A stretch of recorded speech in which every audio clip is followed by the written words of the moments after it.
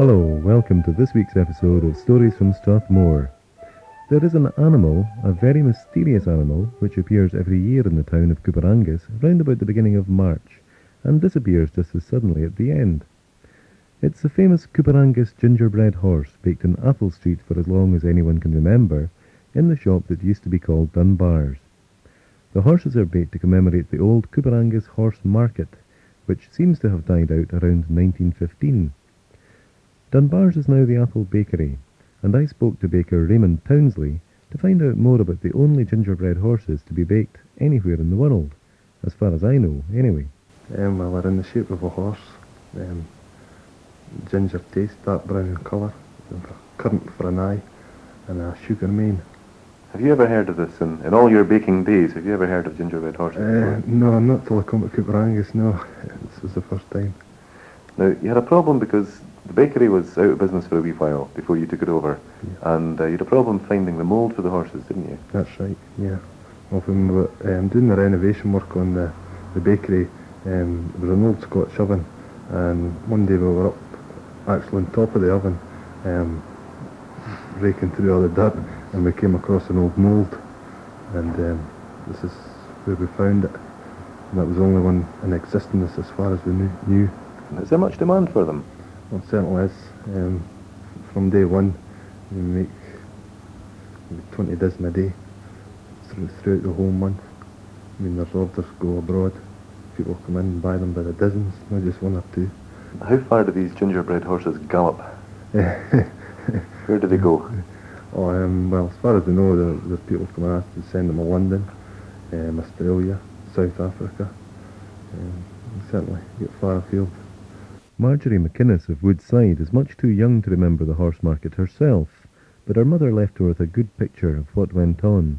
My mother used to talk about it, and she went to it when she was a little girl with her parents and her brothers and sisters.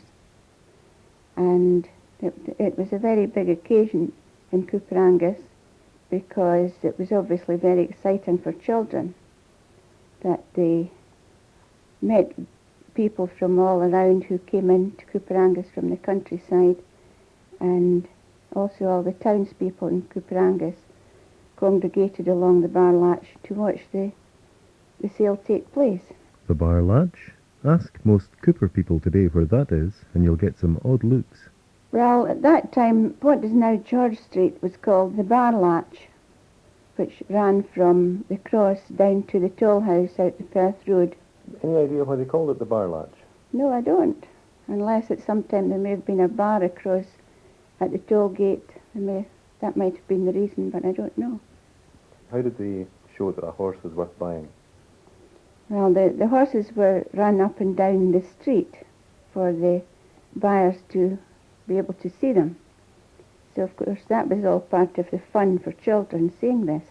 And also, as well as the horse market, the horses being sold, there were stalls erected in the street selling all kinds of goods, including plants for planting out in gardens.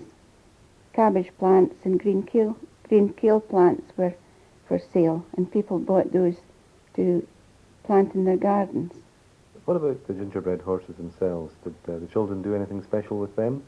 Now, I don't know if they did this when my mother was a child. Probably they did, but when my sister and I were children and we bought gingerbread horses with help from my mother, this was her idea, we made harness for them out of silk threads, coloured silk threads, and made a little man from the silk threads as well, and we put the little man in the horse's back so that it looked very nice with the coloured harness and the little man in its back.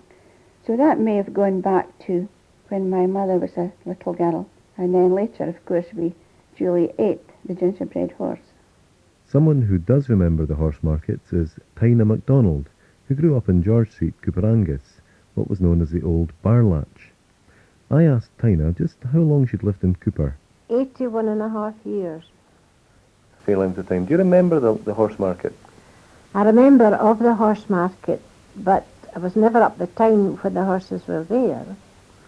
But I remember them walking down George Street and going up the street again to get water before they went to the Timmer Market. Timmer Market, that was the old name for That's George the Square. George Square, yes. How old were you then? Oh, I was 4-year-old, I think, at that time. And was the horse market a place for little girls? No. My mother would never allow me up there before in case I got the horses trampled on me. Never. What went with the horse market? Well, there were gingerbread horses from the bakers. There was candy from Miss MacIntosh on the square. What did the candy look like? Well, one of it was a round, sort of plated, with a, it started in the middle and it was wound round about until about a piece the size of my hand. Then the other candy was broken up in pieces and sold by weight. But the big one, the round one, we used to think was the real candy, horse market candy. Was it good? Oh, it was good, although the nippy one was no good. But I liked the two toppish tasty ones and the sugary ones, but they had a nippy one, I didn't like it. And when do you last remember them making the candy? Well, she made it for quite a while after the horse market was finished. Mrs. MacDonald's father had an unusual skill.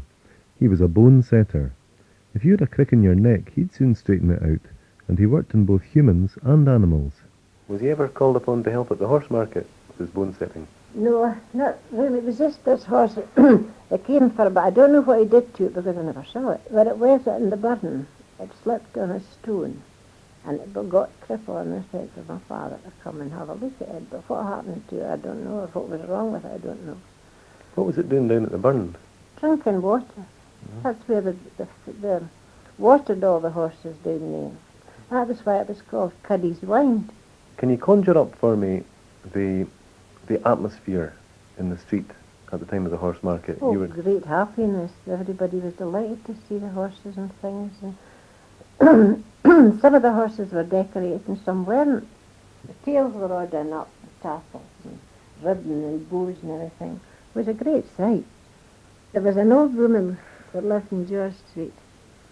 And she used to wait every morning for the horse coming down to get the manure for her garden. Grace was out with her pail and her shovel whenever the horse passed, the way she got. I used to laugh at Grace about that. And the horse market would be a great day for her. Oh, then. yes. In fact, my mother used to say she doesn't ken how Grace was never killed because she had to get that manure before anybody was on it. Well, that's all from Stories from Strathmore for another week. Next time we'll be in Kirriemuir investigating the song which made Kirriemuir infamous. Until then, cheerio!